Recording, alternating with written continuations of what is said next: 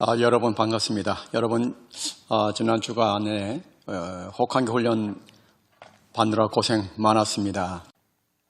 훈련이 있으면 아무래도 이제 긴장감이 더 높아지고 또 끝나고 나면 그저 쉬고 싶다는 생각밖에 없을 텐데 그래도 마음을 추스려서 이 시간 마음을 하나님 앞에 모으면은 정신적으로도 힐링이 될 것이고요.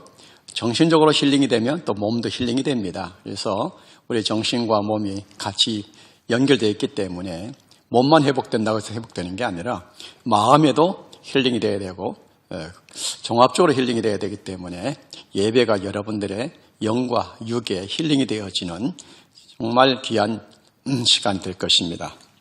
제가 그 찬양 중에서 특별히 지난주에 그 찬양을, 테너와 그 소프라노 두 분의 그 찬양을, 영상을 제가 보여드렸는데, 이 가사가 굉장히 의미가 있습니다. 그래서 그 가사를 제가 잠깐 좀 소개를 드리고, 여러분들이 다시 한번 이 찬양을 한번 들어보시면, 이 찬양이 예사롭지 않구나. 굉장히 의미가 있구나. 모든 찬양이 다 가사가 그랬습니다만은 특별히 이 찬양의 가사가 의미가 있어서 제가 오늘도 여러분들에게 이 찬양을 들려드리려고 합니다. 가사 내용이 이렇습니다. 목적도 없이 나는 방황했네. 소망도 없이 난 살았네. 그때의 멋자국 난 그 손길 나에게 새 생명 주셨네. 험한 십자가 능력 있네. 거기서 나의 삶이 변했네. 찬양하리 그 이름 영원히 주의 십자가 능력 있네. 2절의 가사는 이렇습니다. 나는 믿네. 갈보리에서 못 박힌 주 오늘도 새 삶을 주시네. 날 새롭게 하셨네. 나는 새 피조물 십자가 잡고 살아가리. 나는 믿네 갈보리 언덕 십자가. 나는 믿네 그 누가 뭐라 해도 이 세상 다 지나고 끝날이 와도 험한 십자가 붙들겠네. 이 가사의 내용을 보면 이 십자가에서 예수님이 죽으셨지 않습니까? 그래서 이 십자가를 통해서 예수님의 그 피 흘림, 죽으심, 그것이 나의 죄를 해결하신 속죄의 놀라운 사건이거든요. 그래서 그 예수님을 다시 말해서 믿고 난 다음에 내 삶이 완전히 변했다라고 하는 것을 지금 지은 것이 찬양 가사예요. 여러분 정말 이 가사대로입니다. 예수님을 믿으면 이와 같이 새로운 삶이 시작이 되어집니다. 이 찬양을 다시 한번 잘 들어보시기 바랍니다. 가사를 음미하면서 한번 들어보시기 바랍니다.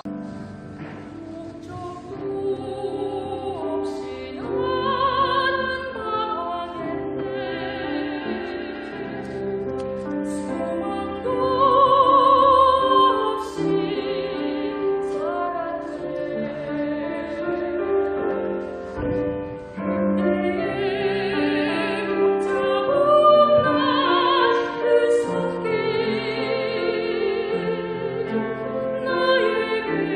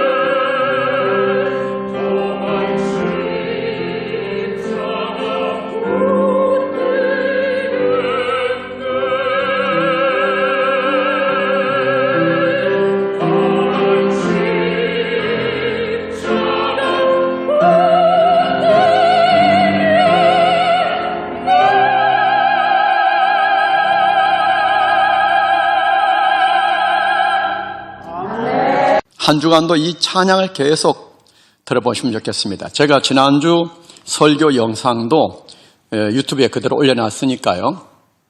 야망이 무엇인지 또 비전이 무엇인지를 좀 계속 들어보시면서 시간 날 때마다 보시면 점점 이해가 될 것입니다. 왜 비전이 중요한지 그 점을 명확하게 이해하시면 내 인생에 굉장히 코페르니쿠스적인 대전환이 일어날 거라고 믿습니다. 제가 실제로 그렇게 경험을 했기 때문에 자신 있게 말씀드릴 수 있고 또 모든 그 하나님의 사람들이요 그것을 경험을 했습니다. 하고 있고요. 성경이 증거를 하고 있습니다. 오늘은 창세기 41장 25절 한 절 말씀만 살펴보려고 합니다. 제가 창세기 41장 25절 말씀을 읽겠습니다. 요셉이 바로에게 아뢰되 바로의 꿈은 하나라 하나님이 그가 하실 일을 바로에게 보이심이니이다. 하나님이 그가 하실 일을 바로에게 보이심이니이다. 그래서 오늘 이 창세기 41장 25절의 말씀을 가지고 하나님의 비전을 보는 사람이다. 이런 제목으로 말씀을 전하려고 합니다. 여러분, 이 하나님이 그가 하실 일을 애굽 왕에게 보이셨다. 요셉이 지금 그렇게 왕에게 이야기하고 있거든요. 그 왕이 꾼 그 꿈이 있지 않습니까? 살찐 소 7마리가 불을 뜯고 있는데 흉한 소가 7마리 또 나타나서 그 살찐 소를 다 잡아먹었다. 또 아주 그 알곡이 찬 그 이삭이 이렇게 7개 있었는데 아주 그 메마른 그런 이삭이 또 그 알곡 그 이삭을 무너뜨렸다, 없앴다. 뭐 이런 내용. 이 꿈을 연속 2번 꿨는데 이 꿈의 내용이 뭘까? 그것을 요셉이가 이제 풉니다. 살찐 7마리 암소는 7년 풍년을 말하는 것이고 또 흉한 그 소는 7마리 소는 7년 흉년을 말한다.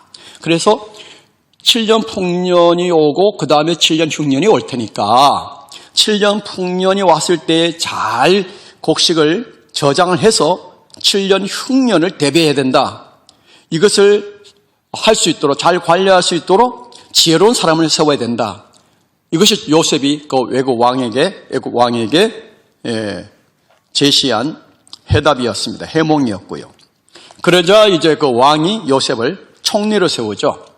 그래서 실질적으로 모든 일들을 요셉을 통해서 행하도록 그렇게 왕이 자리를 허락을 해줬습니다. 권세를 쥐어준 거죠. 그럼으로써 요셉은 완전히 반전의 삶을 경험하게 됩니다. 한낱 조금 전까지만 해도 죄수였던 또 노예였던 요셉이 총리가 되는 거예요. 한나라의 모든 실권을 장악하게 되는 거예요. 엄청난 거 아닙니까? 더군다나 그 공무를 이제 책임진단 말이죠. 그런데 그 일을 하나님께서 애굽 왕에게 꿈을 통해서 보이신 거예요. 하지만 그 꿈의 해몽은 요셉이 했습니다. 자, 여러분 이게 굉장히 중요한 겁니다.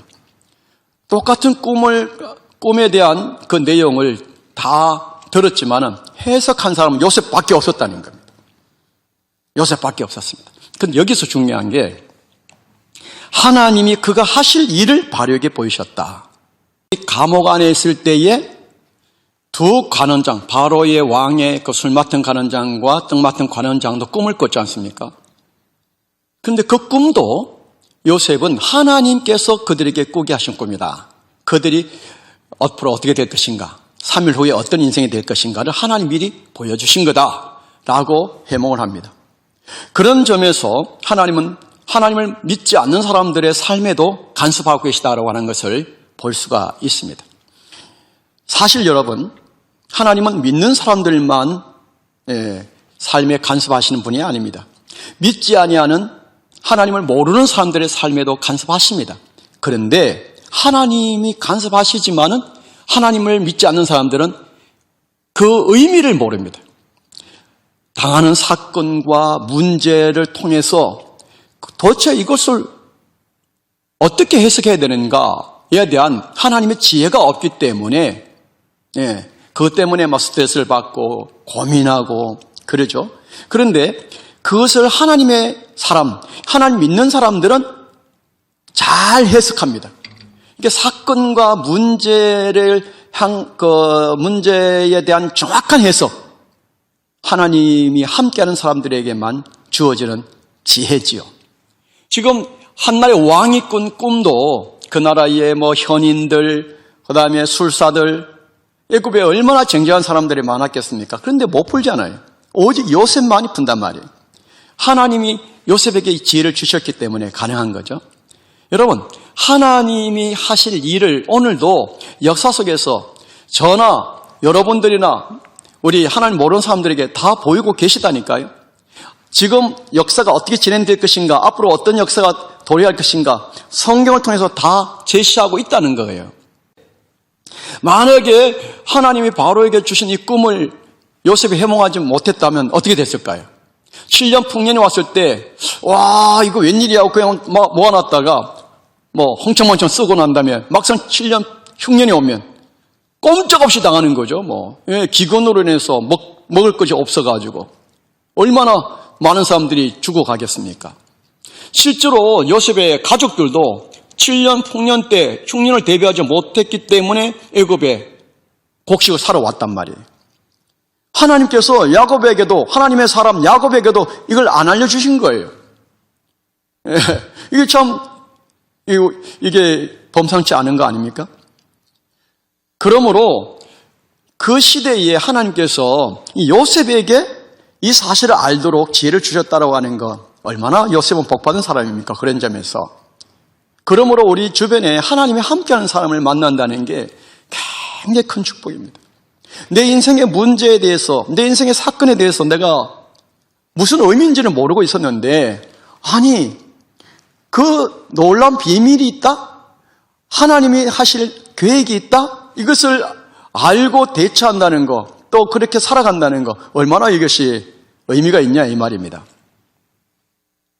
우리가 인생을 살고 나서 뒤돌아오면 그때 그렇게 썼어야 되는데, 요 길로 갔어야 되는데, 저 길로 가서는 안 되는데, 누구를 만나서는 안 되는데, 그 사람 말을 들어서는 안 되는데, 그런 후회를 하는 경우가 한두 번이 아닙니다, 여러분.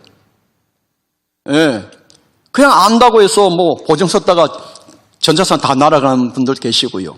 평생 쌓아놨던 모든 것들을 한꺼번에 다 잃어버리는, 그래서 길거리에 나가 앉는 그런 경우도 있습니다. 그렇기 때문에 내 주변에 하나님의 그 비전을 보는 사람이 있다. 그 사람 만나는 것은 정말 축복이죠. 내가 그렇게 살아갈 수 있다면 얼마나 좋겠습니까? 그래서 오늘 설교 제목이 하나님의 비전을 보는 사람이다 라고 제가 정했고, 이것을 우리는 소망하면서 기도를 해야 합니다. 여러분 그냥 엄무한 목사님 설교가 맞아 또는 틀려 그렇게 판단하고 계시지 마시고, 그 제목, 이 설교 내용대로 나도 좀 그렇게 살았으면 좋겠다라는 소망을 가지시고 기도하시란 말이에요. 예, 기도하시면 돼요. 들었으면 기도하셔야 돼요. 그렇게 되기를 소망하고 기도하시면 어느 날 되어진다니까요. 성경에서 우리에게 주시는 중요한 메시지 중에 하나가 뭔지 아십니까? 하나님은 하나님의 어떤 계획이 있으시면 반드시 사람을 통해서 하신다는 겁니다.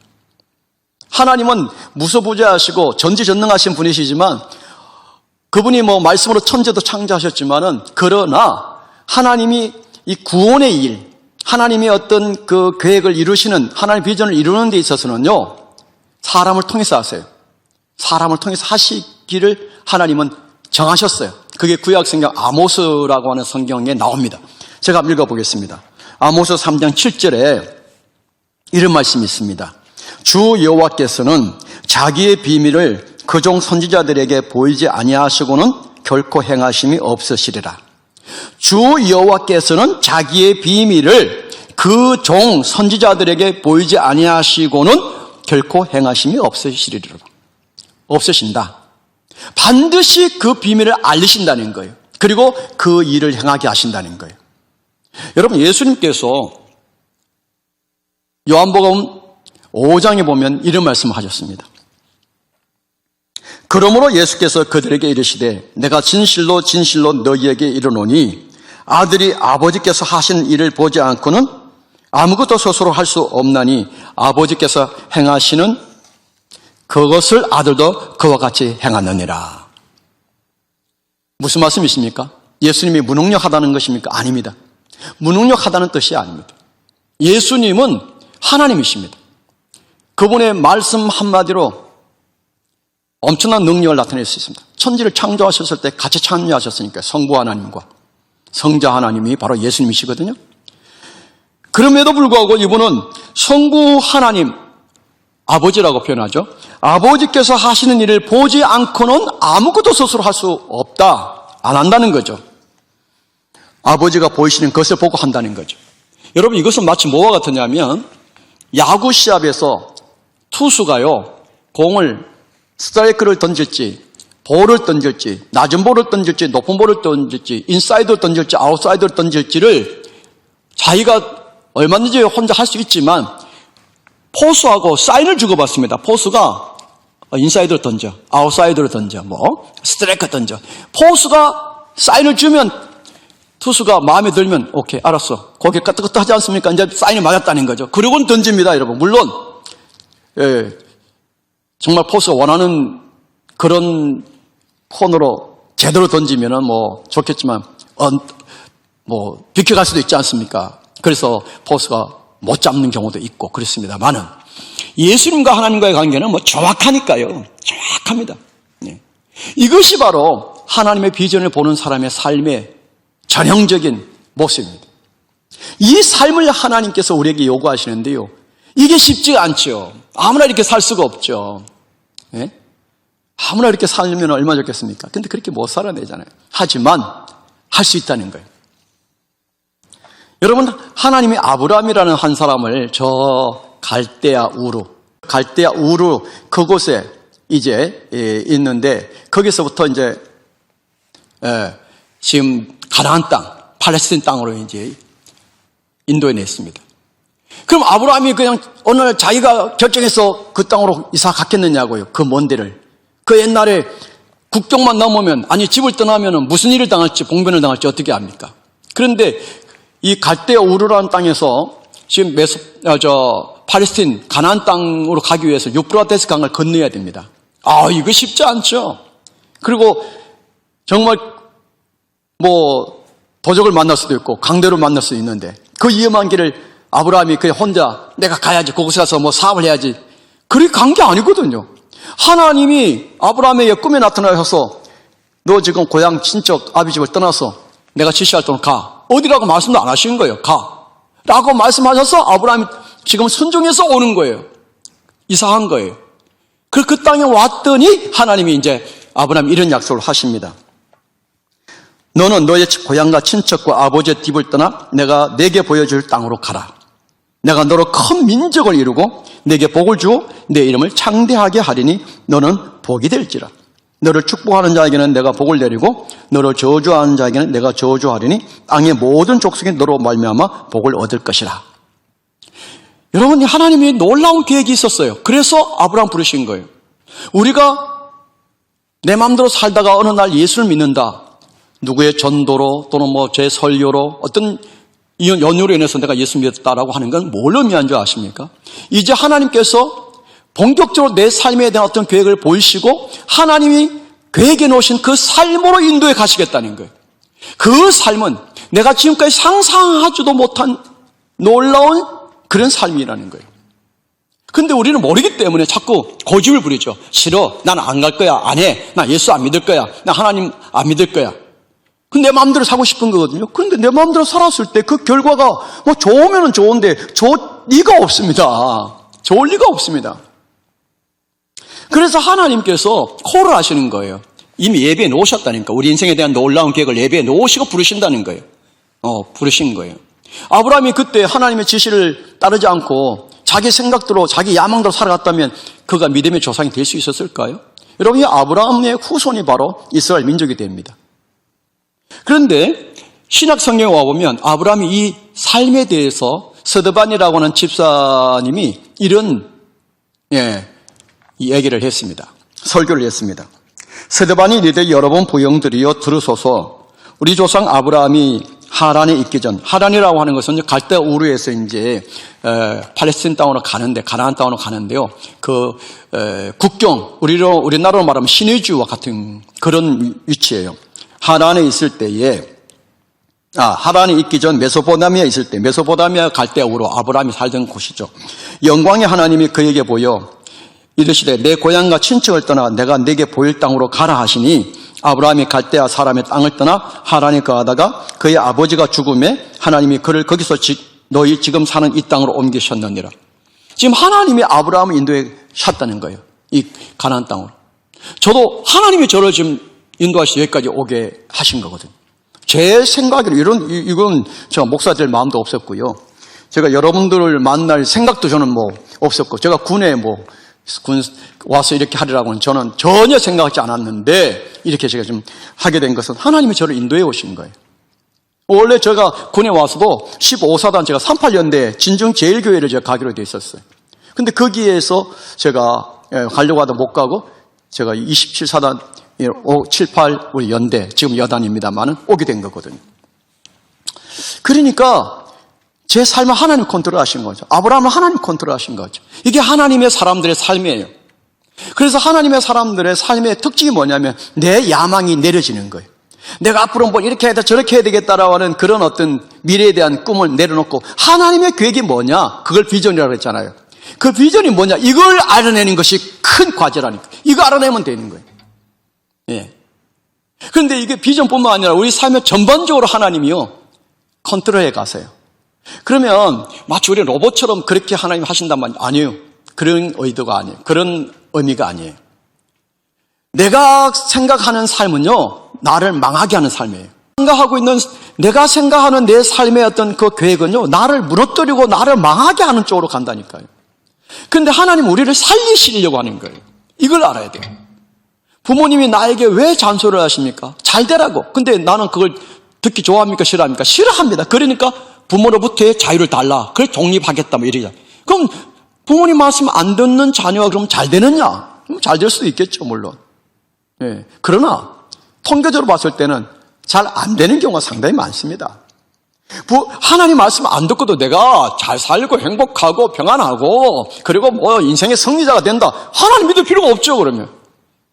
그런데 역사를 보거나 인간의 삶을 보거나 여러 지금 사람들 만나봤을 때에 하나님을 모르고 사는 사람들의 삶이 그다지 행복해하지도 않고 눈으로 보기 행복한 것 같지만 내면적으로는요, 정신적으로 피폐하고요, 고민, 염려, 권력을 가졌던 부자든 간에 여러분들이 생각하는 꿈꾸는 어떤 로망이 있으십니까? 그분의 삶을 여러분들이 가까이 가서 한번 보십시오. 정말 그 삶을 내가 담고 싶은지. 여러분, 하나님 믿는 사람들이 다 똑같은 건 아니겠습니다만은 뭐가 있으니까 얼굴에 웃음이 있고 그러지 않겠습니까? 그게 억지로 웃으십니까? 그렇지 않습니다. 자, 우리 병사들 중에 지난주에 간증문을 쓴 병사들 간증을 좀 제가 소개해 드리려고 해요. 간증이 제가 읽으면서 너무 감동되는 게 있죠. 그래서 이 간증을 제가 함께 여러분들과 나누고 싶어서 소개합니다. 말씀을 들으며 내 꿈과 비전에 대해서 고민해 보았습니다. 어릴 적 저는 원하는 꿈이 있었습니다. 목사님이 설명해 주신 것처럼 야망을 가지고 있었습니다.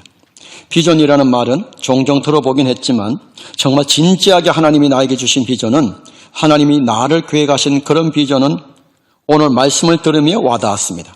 비전을 한 번도 고민해 본 적 없고 생각해 본 적 없고 그냥 잘 먹고 잘 살고 싶었고 뭐든 되겠지 하며 시간을 보냈습니다.